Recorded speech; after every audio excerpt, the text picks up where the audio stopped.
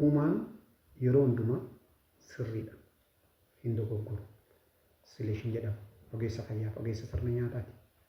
Yeroo darbee viidiyoonni addunyaa kanarratti nyaanni sadarkaa tokkoffaa irratti argamu maali kanan isiniin jedhee namni baay'een koomentii nagootaniittu kan arrabsitanis jirtu hundumti keessaniyyuu baay'ee galatooma.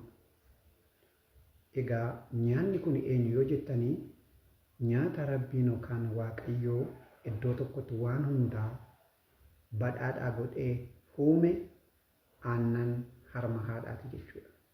Aannan harma haadhaa akka yeroo darbe viidiyoo isinii hojjedhe waan dhala namaaf barbaachisu Waaqayyoo kan Rabbi iddoo tokkotti kan tolchedha. Fakkeenyumaa fi dubartiin deessee hanga guyyaa 5tti silga qabdi.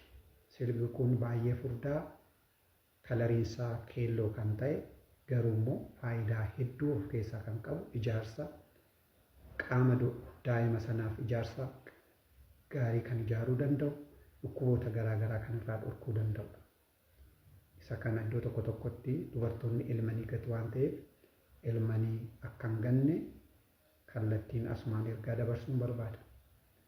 Inni biraan aannan harma haadhaa akkan yeroo darbe viidiyoo hojjedhe waan hundumaa of keessaa kan qabu fakkeenyaaf nyaata ijaarsaa pirootinii kan jedhamu cooma dabalatee viitaaminii fi mineraalsii yookaan immoo nyaatawwan kan dhukkuboota garaagaraa nurraa dhorkuu danda'an antiboodiis dabalatee of keessaa qaba jechuudha.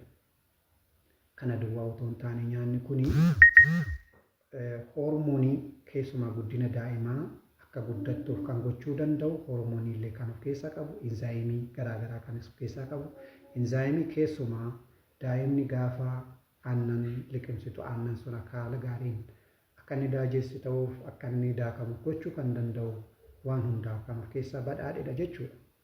Waan nama ajaa'ibu kan biroollee sukkaara oligosaccharides kan jedhamu of keessaa qaba. Inni kun immoo keessumaa baakteeriyaan garaagaraa marrummaan daa'imaa keessaa namatti hirkatanii jiraatan ofii fayyadamanii namas fayyadanii kan jiraatanii nyaachisuudhaaf jiraachisuudhaaf kan ta'u akaakuu sukkaaraa of keessaa qabaachuu isaati jechuudha.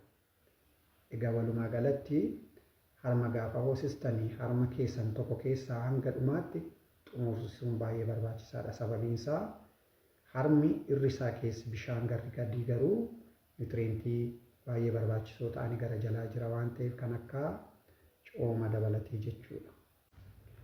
Kanaafuu aannan harma haadhaatiin kan dorgomu keessumaa hanga ji'a 6tti tasumaa hin argamu.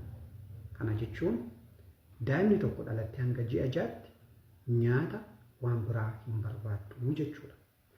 Viidiyoo yeroo dhufutti ji'a 6 booddee maal gochuu akka qabnu keessumaa supplementary food yookaan nyaata dabalataa wal qabatee daa'ima keenya maal gochuu akka qabnu maal nyaachisuu akka qabnu isinii qabadhee dhiyaadha. Viidiyoo kana favaraayitii keessa godhaa.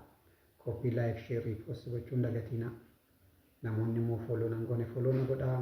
Galatooma ulfaadhaa.